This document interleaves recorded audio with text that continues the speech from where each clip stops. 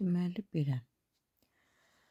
Çox bucaqlardan başlayırıq. Çox bucaqlar, elə ki, dörd bucaqlar əslində çox bucaqların xüsusi bir halıdır. Biz amma dörd bucaqlardan danışmışıq. Çox bucaqlar da, yəni dörd bucaqda artıq demişik bunu, qabarıq çökük olur. Əslində o qabarıq çox bucaqlara konveks deyirlər, çökük çox bucaqlar isə konkav deyirlər. Belə bir şeylər var. Eyni xüsusiyyətləri daşıyırlar əslində.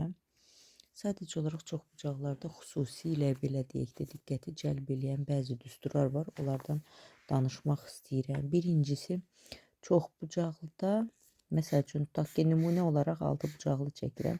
Ən rahat çəkilən çox bucaqlı odur. Çünki qonşu olmayan təpələri birləşdirən parçalar diaqonaldır deyənə bir təpədən, məsəl üçün, 3 dənə diaqonal çəkə bilirəm. Bir təpədən çıxan diaqonalların sayı təpədən çıxan diaqonalların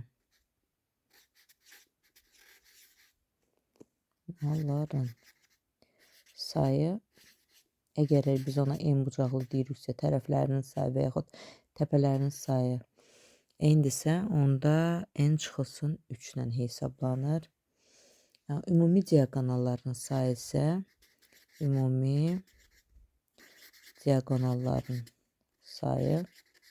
olacaq n vurulsun, n çıx 3 bölü 2. Sonra bu diaqonallar, sonra çox bucaqlıda diaqonallar gördüyünüz kimi bucaqlara bölür, 3 bucaqlara bölür də. Bu əmələ gələn 3 bucaqların sayı n çıx 2 ilə hesablanır. Sonra çox bucaqlı bucaqlar haqqında danışacağım.